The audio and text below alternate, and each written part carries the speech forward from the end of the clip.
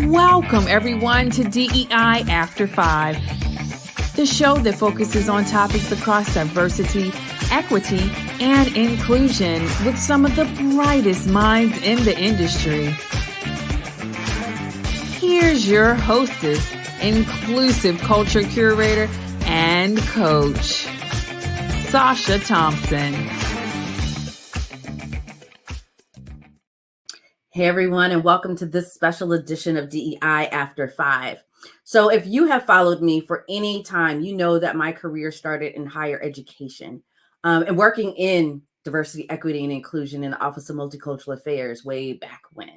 So as I've transitioned, I've always kept some type of connection to education, higher education, and learning and what's going on campuses.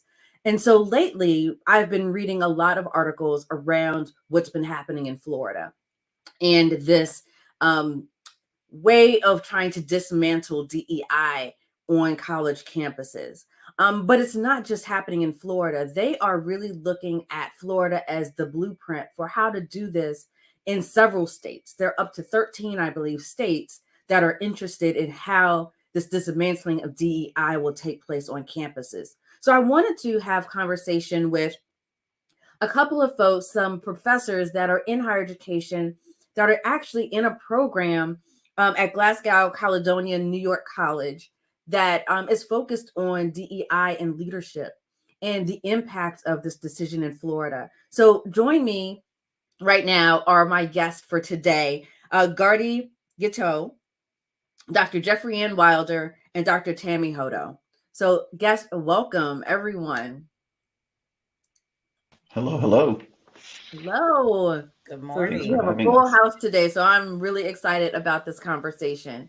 So I wanted to first, for those that may not know you, start with you, Gardy. Can you tell us just a little bit about yourself, your background, and we'll start there. We'll start there. Yeah, absolutely. Sounds great.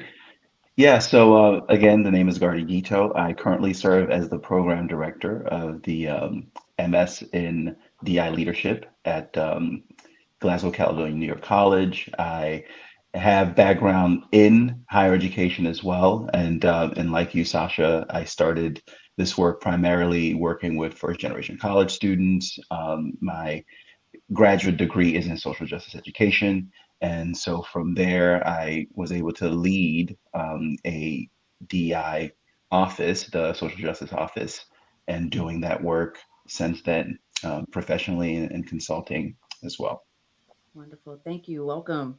Jeffrey Ann. Hello. So like you, I started, cut my career teeth in higher education, specifically in multicultural affairs as well. So I'm a sociologist, and my doctorate's in sociology. And this is why I'm so excited about this conversation. I got my sociological training in critical race theory, in Black feminist theory, in intersectionality in the state of Florida at the University of Florida. I finished my doctorate there in 2008, then left there and was a professor for 10 years at the University of North Florida in Jacksonville, where this is really ground zero for a lot of this stuff. And I was a faculty member in the Department of Sociology, Anthropology, and Social Work, and led for 4 years, launched and ran the Institute for the Study of Race and Ethnic Relations. I am, was fortunate enough to be the program designer for this DEI leadership program. And in my larger day job, work for the National Center for Women in Information Technology as director of strategic programs for women and girls of color. Really excited about this. Thank you so much for having us and looking forward to more conversation. I'm so excited about this. Thank you. Thank you. And I was a sociology major, so I'm feeling me right there too. And Tammy. So I am actually calling in from ground zero, Jacksonville, Florida. I got my start in the diversity, equity, and inclusion field, I think at birth, as I'm a product of a proud biracial marriage. And so I have been in this field really all my life. I have my doctorate from the University of Wisconsin-Milwaukee in urban studies with a minor in sociology where I focus on race, class, gender, and ethnicity. I too am a critical race theorist, as that was the paradigm I used for my dissertation to examine the lack of diversity in the profession, specifically in higher ed. As someone who continuously saw one Black faculty member in each department, and just really wanted to know how they were navigating in these very white spaces. I'm proud to be a part-time lecturer in the Diversity, Equity, and Inclusion Master's Program. And I also own my own consulting firm, All Things Diverse. I love it. This is just going to be such a rich conversation. So what I appreciate is, Tammy, you and Jeffrey Ann being part of Ground Zero, right? And that perspective of what is truly unfolding here. So, Jeffrey Ann, could you kind of give people a lay of the land for right now? Like, what is happening in Florida for those that may not have been keeping up with what's happening? So essentially, Ron DeSantis is the governor of Florida. He is at the start of his second term. He is eyeing the White House. And I think in his attempt to galvanize his base and potentially bring more folks into the fold, he is really pushing snuffing out any statewide funding to anything related to diversity, equity, and inclusion, which is, as we all know, is kind of like this catch-all for anything that really sort of lifts up and amplifies systemic, oppression and inequities in our society, right? So it really is, people are saying DEI and critical race theory, but people really don't know what that means. Like, we get it, we understand because we have that training and background, but most lay people really don't know what that is. So DeSantis, in an effort to galvanize his base, is trying to stop any type of funding at Florida's colleges and universities. And by the way, he did this in the K-12 system with the passage of, this whole don't say gay law. So this has been happening for a while. So he really is trying to put a stronghold as the governor, which really is not his, that's really not his lane.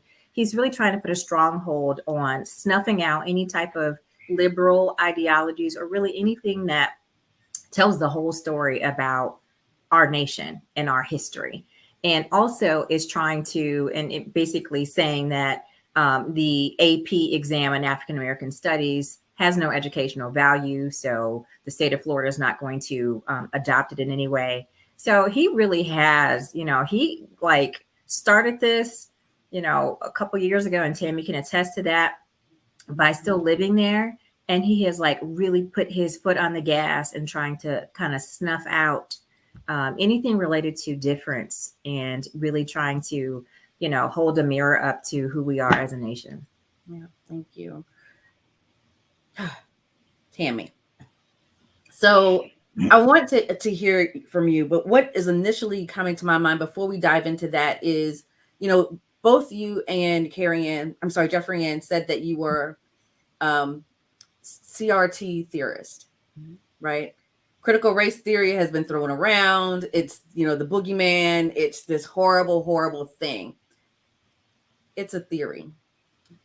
So can you explain to folks that may have been hearing some of the noise around CRT, can you explain what it is so that we have some context around having this conversation? So critical race theory was born out of legal studies. So Derek Bell, Kimberly Crenshaw, and what it was a recognition of the slow implementation of any civil rights policies and laws. And so it's basically putting race, that social construct, at the center of the inquiry, whatever you're researching, and recognizing that we do have different experiences based on the social construct of race. It is not communism. It is not Marxism, which is what I continuously hear people say. It is just recognizing that based on that beautiful melanin in our skin, that we do have different experiences and that our history is different due to that. So again, it's putting, the race at the center of your inquiry and recognizing that those experiences have been different. We have not lived in the same America as many other people have, because our ancestors were brought over and then enslaved, and capitalist and society was basically built off the back of our ancestors. So again, just recognizing, when I did my dissertation, I interviewed minority faculty about their experiences at a PWI using critical race theory as the paradigm, because how is it as an African American or a Haitian or someone from the diaspora, your experience at this PWI when you're the only person in this department? Right. And so that's really what it's about, is recognizing those differences. It's not saying they're better, they're worse than, it's just acknowledging. The irony of what you just said and what is happening in Florida is just mind-blowing, because just the simple fact that DeSantis is trying to use law to usurp history of Black and brown people is exactly what critical race theory is asking you to look at, right? How is this experience different for us versus anyone else? And so it's just very ironic that he's doing the very thing that he's saying that he doesn't want to be a part of the education. So yeah, as you were talking, that just kind of like, he's just modeling the behavior of exactly what all of this is about. Gardy, so I want to hear from you in how is this impacting higher education right now? Are you seeing anything that's starting to bubble up across the industry, right? I'll just say higher education as a whole. Are you starting to see the impacts of this? Yeah, well, I mean, part of the reality is that folks in higher ed who do this work, right, who do social justice work, who do DEI work, who are who've been teaching Black studies, for example, right, are literally up in arms about what's happening in Florida and what other states are signaling that they'll be implementing as well. And part of the reality and the difficulty, right, is that these programs, which started in the civil rights movement, right, and had their founding in students on college campuses, basically, saying to universities, hey, not only are we not represented, but we need to be represented in the curriculum as well, right? And students, I think at San Francisco State back in '69, actually pushed forward the need for the founding, right, of Black studies, and Black studies then begot, different ethnic studies, and part of that also is the same legacy, right, that DEI leadership, right, our program comes out of. And so the banning of these knowledges is something that folks are really both fearful about, but at the same time, I see a lot of, folks like Kimberly Crenshaw, E. Patrick, and all these folks actually stepping up and saying, hey, we cannot take this laying down. Let's do the work of recasting and re-educating and ensuring that folks know, as I started saying, that these organizations, these departments are still very much underfunded, right, in colleges and universities. And it's really just as we're starting to get some traction, a little bit of traction, that we're seeing this intense and major backlash against, right, the development of the spaces necessary to name what has been happening for centuries, right, in our country, and that is a system that is based on race and based on inequality and based on arguably anti-Blackness as well. Yeah. Oh, there's so many questions in my head right now. So before I dive into that, because I want this to be a very open, honest conversation, right? So Tammy, tell me how you're really feeling right now about what you're seeing unfolding. So I see anti-Blackness. I see an attempt to erase us in this society, which is amazing to me, considering, reality is capitalism was built off the back, of of slaves, right, who were generational and who were not paid, obviously, never received any type of reparations. And so it makes me very concerned. I see that I'm in the state of Florida. You know, when we think of the African American AP course, his concern was that it had queer theory, intersectionality, and Black Lives Matter. They removed that to appease him. And then the College Board actually came back and said, you know, maybe that wasn't the best decision, you know, and began to have dialogue with the governor, at which point he said, well, maybe we just won't offer any AP courses in the state of Florida. So it's like he's having a tantrum, but I'm rather intrigued as a multi-ethnic person, considering that he is of Italian descent. And 50 years ago, his people were perceived as less than, and they were discriminated against, and they were not offered opportunities. And so I wonder if some of this is internalized racism or hatred towards his own, ethnic group that he belongs to. So again, this just is very concerning, as a business owner, as well as a lecturer, making it where there's no mandatory training. So I'm wondering next, are we going to stop mandatory training towards sexual harassment? We just celebrated, right, 50 years of Title IX. And he's very much, again, I feel it's very anti-Blackness, it's very anti-LGBTQI. He wants to believe that this is a meritocracy and that everything is a colorblind ideology, which we know is not valid, is not true, and is just totally incorrect, and continues to have substantial impacts on people in America.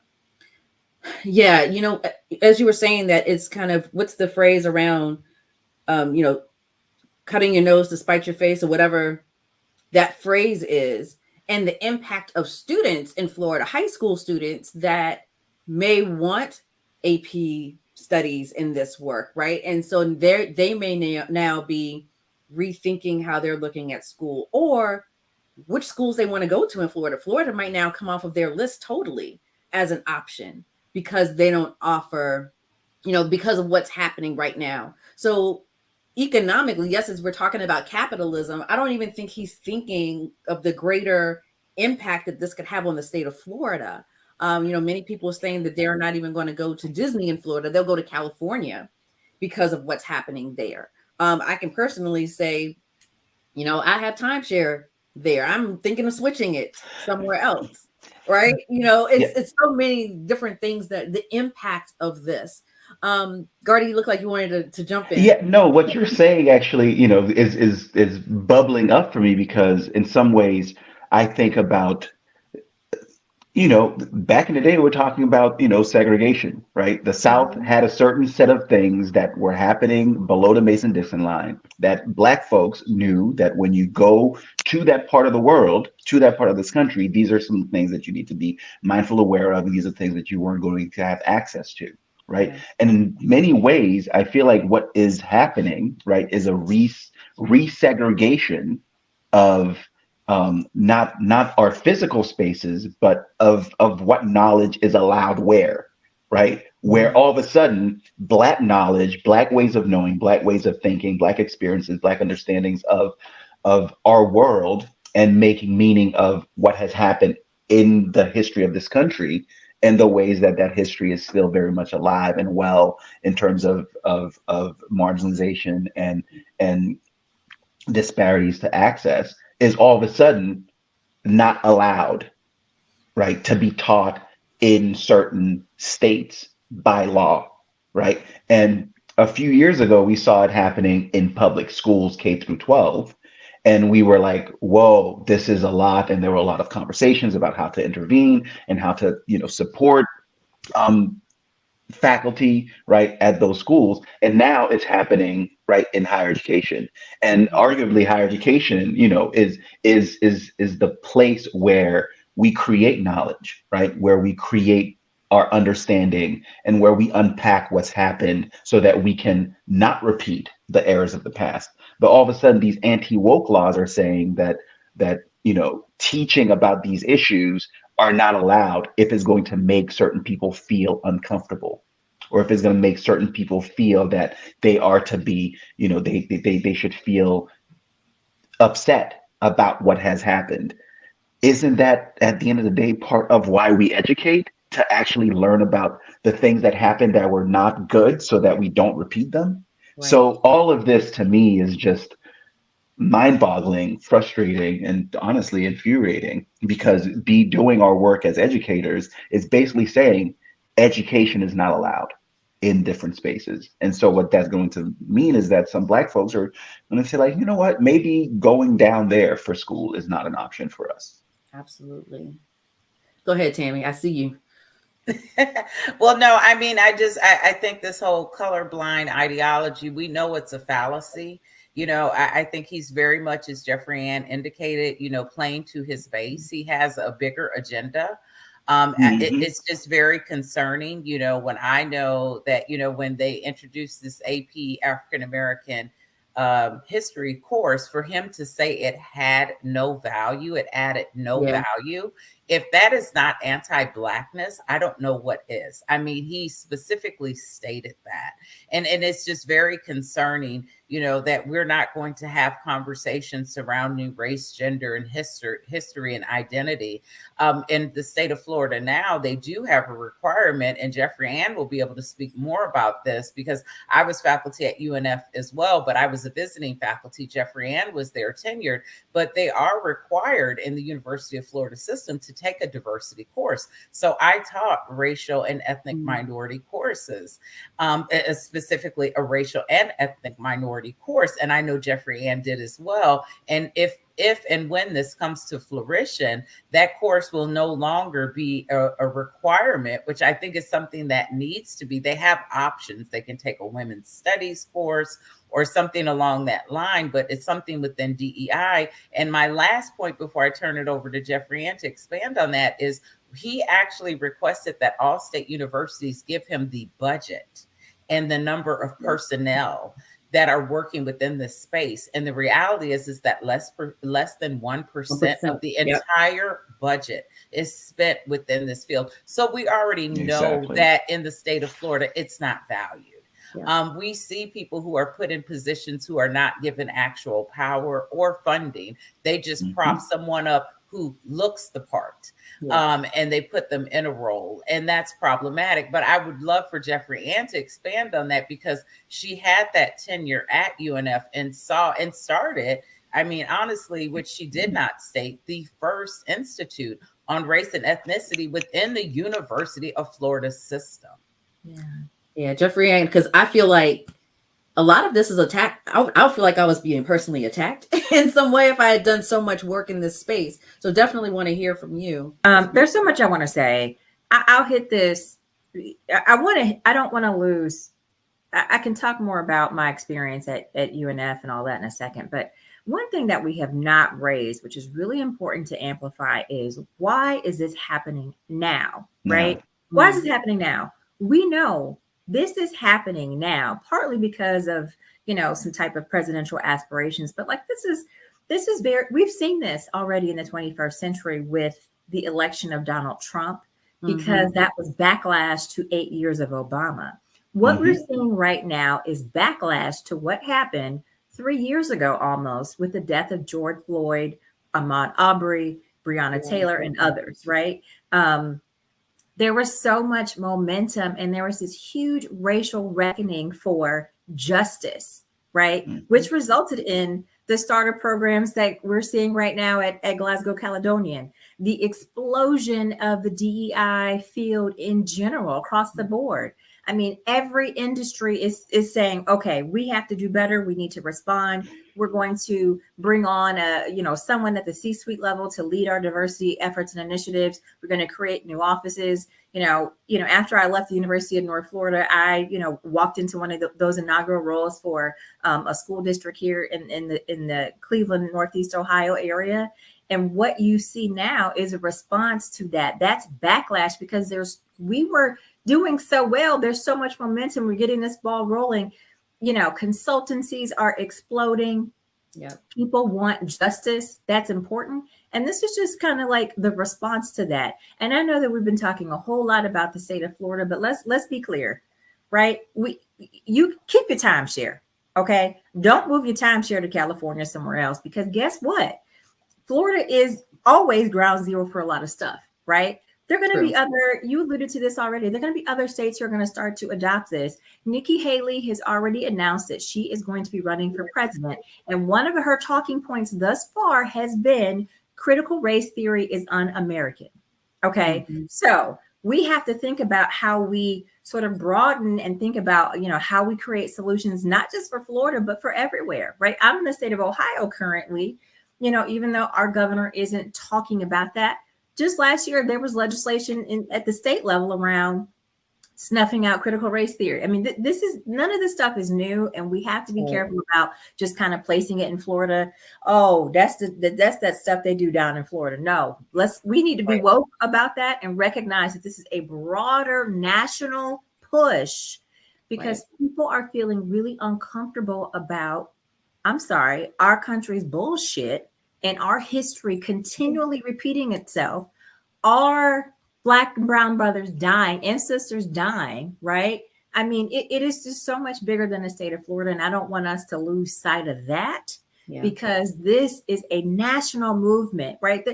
Ron DeSantis has probably just had the courage enough to go ahead and do this, right? How many other governors or how many other lawmakers at the state level are thinking, let's figure out how we can do this, but maybe not make it as polarizing. Let's make it a little bit more palatable. So I do think I want to insert that into the conversation, because that's really, really important. What we're seeing now is the backlash to what we saw as change and movement and progression and that racial reckoning of 2020. This now we're being met with that backlash. I think that's what's happening. You know what? I'm so glad you brought that up. Sorry, hold on. One second. I want to get this in, then I'll bring you in. I'm so glad you brought that up, because as I was doing the research on this, a lot of the foundation that DeSantis is using is from a group, I want to say it's out of Harvard. Yes.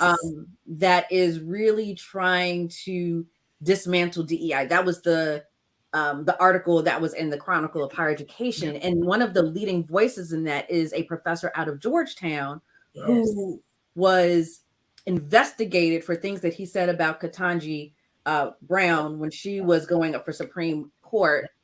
And because he was investigated, because of what he said, he's now bitter. I'm just saying it like that. He's just bitter that he can't just say whatever he wants to say without being held accountable for it. And because of that has now created this platform of higher education now is not about academia or knowledge or education. It's about this ideology, this left-wing ideology, and trying to indoctrinate. So a lot of the terminology that's being used is coming from academics as a justification for why this needs to happen. So I'm glad that you pointed that out, because it is happening across the board.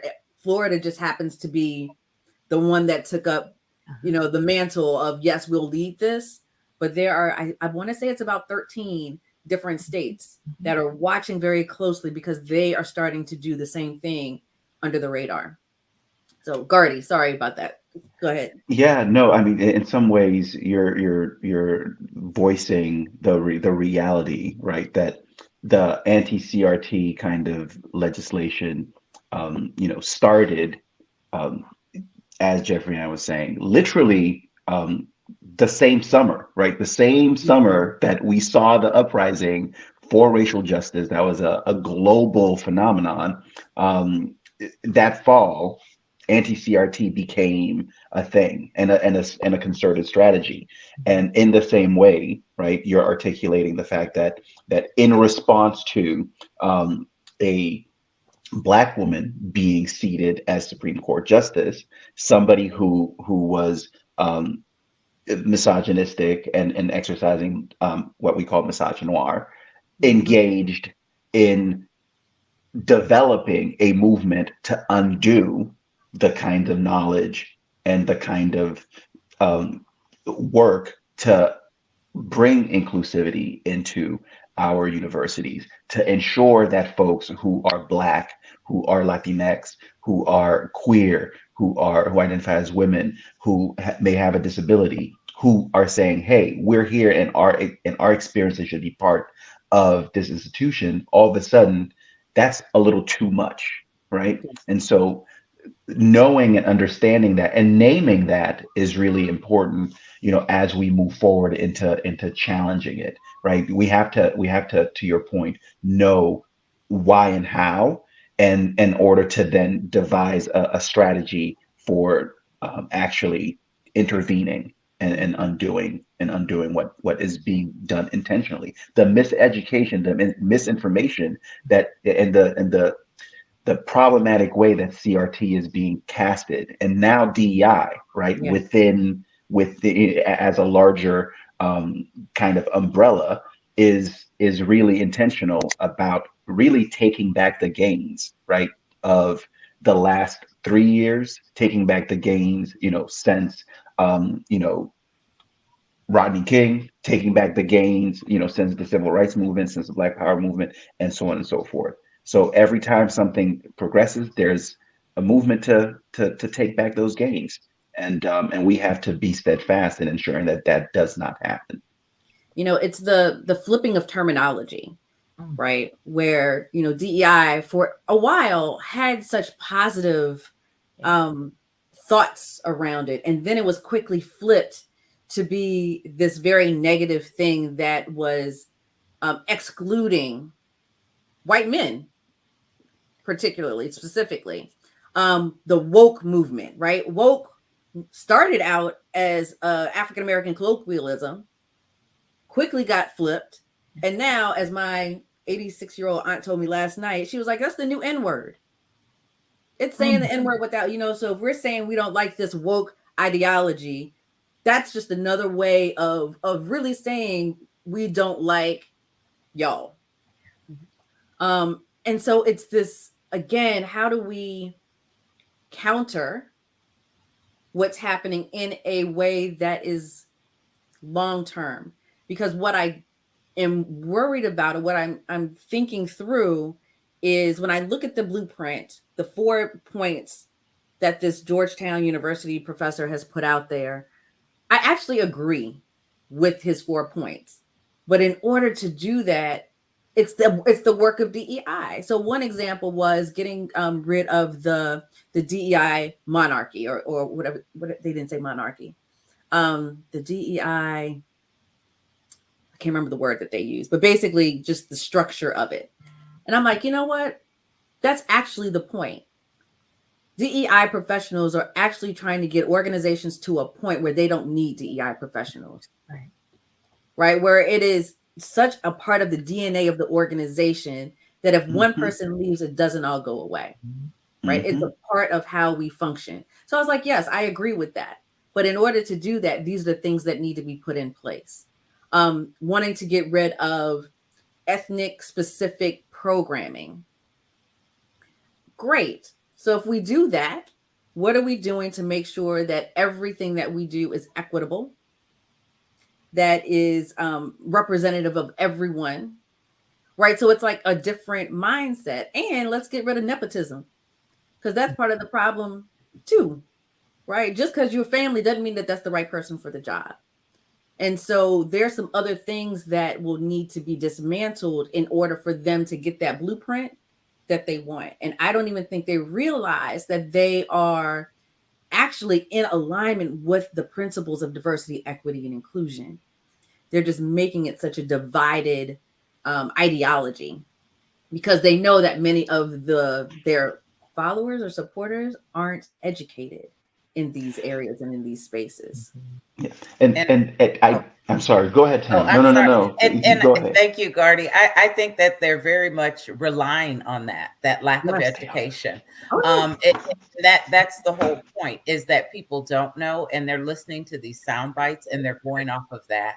I will say, in the state of Florida too, it appears that our governor is trying to dismantle public education and the K through 12. And it appears that he's going towards more of a charter school. And I think that is very intentional. We're seeing book banning in our K through 12 school system.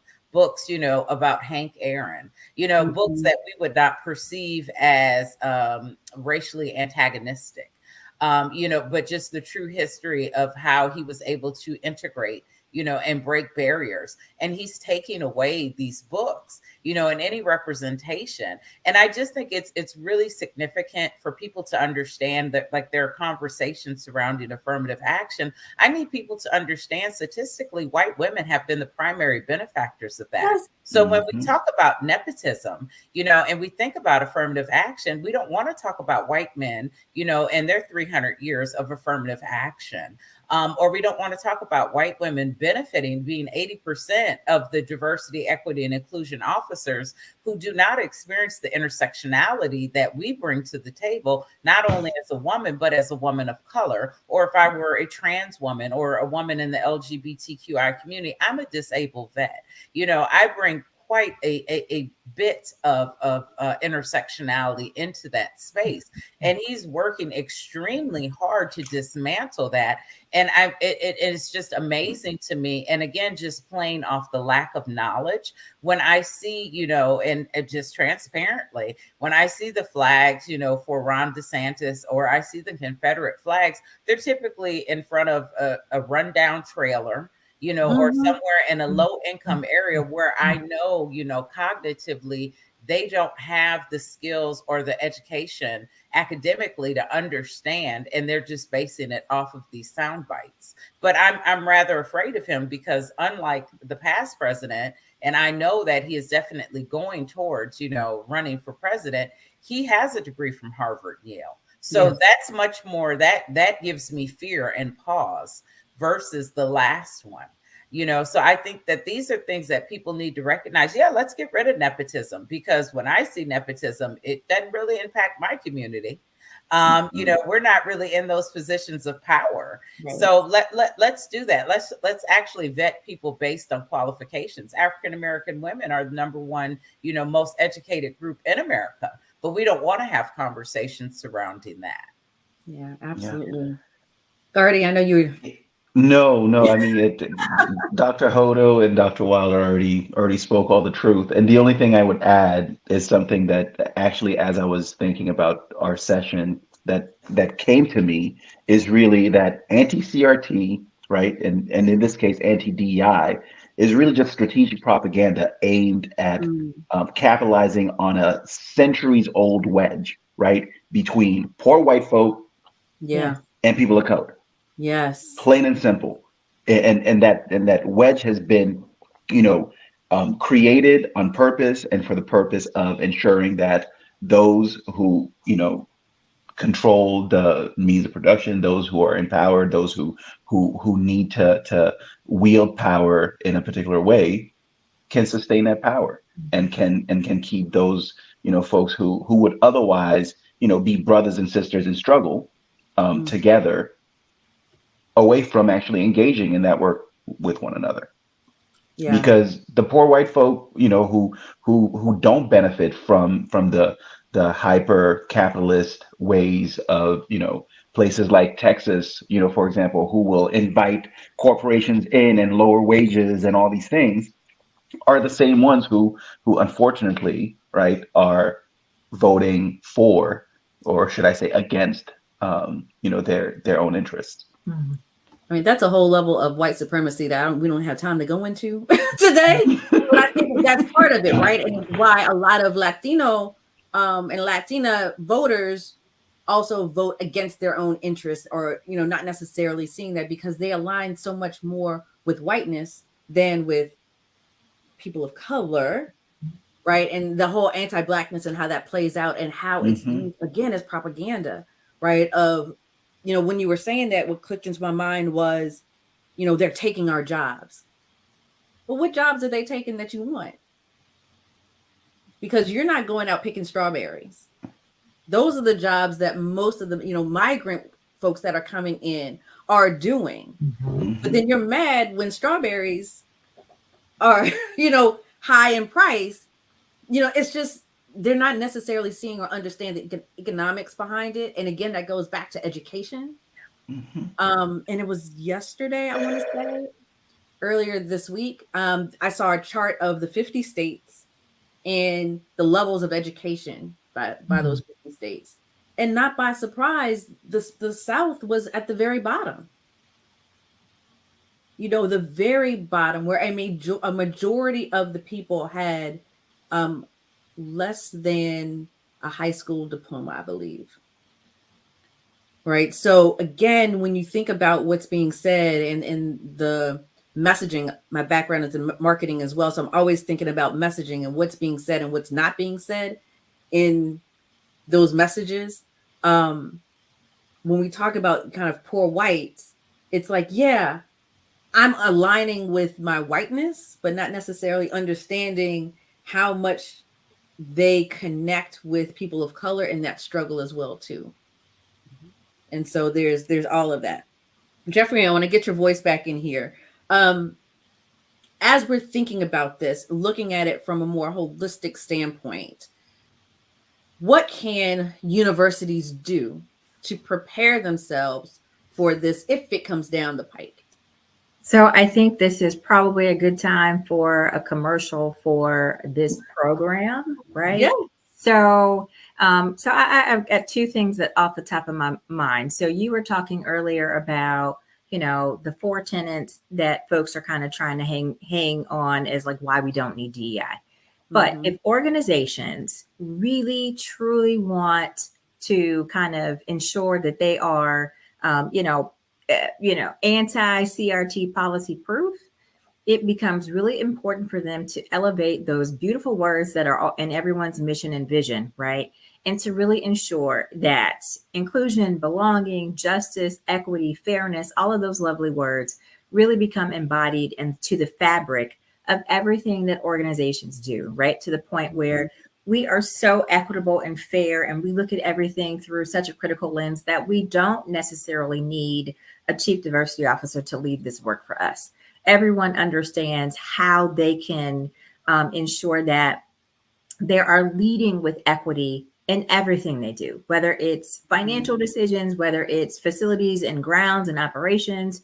There is a way to do this, right? To ensuring that you are giving folks the capacity and building up and leveraging what they know to do to ensure that equity really is at the forefront of everything that we do in anyone's organization. The second piece, right, is to ensure that, folks who want to do more and want to learn more and elevate their game and to really get grounded in this work, if you want to move beyond that 6-hour certificate that you received, get into these programs, right? We just launched a graduate degree program in DEI leadership. It is 36 hours. It is not something, 36 credit hours, excuse me. So it's not something that you can do overnight and pay $5.99 for and show off your badge on LinkedIn. No shade. Because we've all showed our badges on LinkedIn. I mean, that's what you do on LinkedIn. You floss, right? Right. But if you really want to get steeped in this work, do the work and learn, get these degrees. So, institutions should be thinking about how they can incorporate DEI into their curriculum, right? Creating programs, right? You can't defund all the programs, right? You can't do that. So building more curriculum, building capacity for organizations to really lead with equity, regardless of whatever that is, and ensuring that your curriculum, because, people have been talking about the business case for diversity, equity, inclusion for a while, right? Does your organization have programs to train the next generation of DEI folks, regardless of what DeSantis is doing, regardless of what the folks in DC at this think tank are doing? DEI jobs are here to stay. They are the fastest growing jobs behind technology jobs, right? So we're going to still need to train folks in DEI, because at some point, these certificates that folks are getting aren't going to be enough. You need actual training in this. This is just as important as your MBA. As other kinds of degrees. And so I think as DJ Khaled would say, these are the keys, right? These are 2 keys that we could really employ to ensure that we are, foolproof from any type of BS policies that try to dismantle DEI. I love that. I mean, again, it goes back to it being part of the organization's DNA. Right? Yeah. Like, what does this look like in accounting? What does this look like in marketing? What does this look like in customer success? What does this look, whatever the department is, should have some type of connection to the business goals and DEI. And it should be measurable, and people should be held accountable to it. right? It's not a nice to have. It is part of your organization's KPIs. Mm-hmm. So absolutely, yes, I say that all the time. So thank you for saying that. Anyone else? Like, what else? Go ahead, Gardy. Yeah, I think Jeffrey Ann spoke to a lot of great things, particularly as it relates to the need, right, to make sure that folks who are doing DEI work have not only the knowledge base necessary to do it well, but also the tools, right, of the trade and the capacity to actually, do it over time with an organization and across different organizations. So that's why a program like ours is so important. That being said, I think across higher education, and you all are speaking to it in some ways, folks need to be in the place of reiterating the importance of DEI, not just because it's good for business, but because it's the right thing to do, right? If you're about education and educating all of the folks who come through your, pearly white gates at the, higher education, and you're interested, right, as senior leaders, whether that's the dean or the provost or the president, and making sure that your faculty, right, are able to feel a sense of belonging at your institution and feel that their voice matters and feel that their research matters. You want to make sure that different approaches to our academic work are being valued, supported, and heralded. And that means being sure that Black knowledge, right, is being valued and taught and actually, put on the same playing field that other fields of knowledge are at our institutions. And the reality is, we know that unfortunately, Black studies departments, as Africana studies, Black studies as a young discipline, has continually and perpetually been underfunded, right, at universities and colleges, while at the same time, somehow, the folks who are doing this work, despite, right, the lack of funding, continue to pull together and push forward brilliant scholarship and make major contributions to their respective fields. So we need to actually see more investment, right, in this space, and a doubling down and a reclaiming that, hey, this work is important because we care about people. We care about, humans feeling a sense that they belong at our institutions. That really is one of the key things that we need to reclaim. That DEI is not a bogeyman kind of movement. It's a movement for healing. It's a movement for care. It's a movement for liberation of all people, right? So your young child who is a young white man will find liberation through this work, right? It's not about making somebody feel bad about who they are. Rather, it's about making sure that everyone cares about our human family and work toward improving it. Yeah, and can I just add to what Gardy said? I think it's relevant to already note, like historically, we know at universities, if you are in African American studies, typically you belong to another department. You don't belong, so you're in sociology and, you're part-time there and you're part-time in African American studies, which can be very much an issue, I found, as I was doing my dissertation, because it's like, well, where does your loyalty lie, in regards to when it's time for tenure? Not only are these programs underfunded, but people are often positioned, within two departments. It's like women will be in sociology and then gender studies, and so they're 50-50 at each. And that's problematic in itself. And then we also see that when you publish as a scholar in journals that are predominantly viewed as African American or ethnic studies, even if they're peer reviewed, they're not viewed the same when it comes time for tenure. But our foreign colleagues and brothers and sisters, when they publish in journals that are, within their country, they're viewed as top tier and peer reviewed. So we already see inequities within higher ed with faculty when it comes to tenure and how that perception and how that process tends to work. And so I think that's been going on for years, you see these faculty again, so I'm in sociology and I'm in African American studies. So I'm in sociology or criminal justice and I'm in women's studies. But our white colleagues don't have to contend with that. And as faculty of color, automatically we're going to be approached by minority students at these predominantly white institutes where we're going to serve unofficially as their mentors and their sounding board. And guess what? Our white colleagues don't have to contend with that. They can go to work, they can do their classes, they can do their research, they can publish, and they can go home. We are never going to turn away our students of color because we know what it's like to be the only or be the one of the only in a classroom, and to need someone who looks like you as a sounding board to reaffirm and reassure that you are in the right space and that you can do this, because they're hearing so much negative commentary, oftentimes from some of their faculty who are questioning, well, did you really write this? Or those microaggressions they hear in the classroom. I'm so impressed with the way that you speak, or, all those other offhanded slights that happen daily in the classroom by these so-called, highly educated academic professionals. And we believe that education provides enlightenment, but I've seen time and time again that it does not. Yeah. Oh my gosh, we could go on forever. I want to do a little bit of a pivot and ask you all two questions. One, the first part is, how do you take care of yourself? How do you fill your cup as you're doing this work? Because it is not easy. And how can people find you, right, on social media, or the best way for them to connect with you? So Gardy, I'll start with you.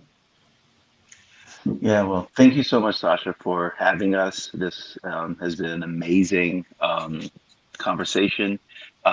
In terms of how do I fill my cup, I have to be honest, I find connection, solace, replenishment through family, through connecting with my partner and my stepdaughter, reaching out to my nieces and nephews, video calling them and seeing what they're up to, and my siblings and things like that. And of course, chill with friends and finding time to just chill, engaging, as much as I can, and in the practice of just breathing.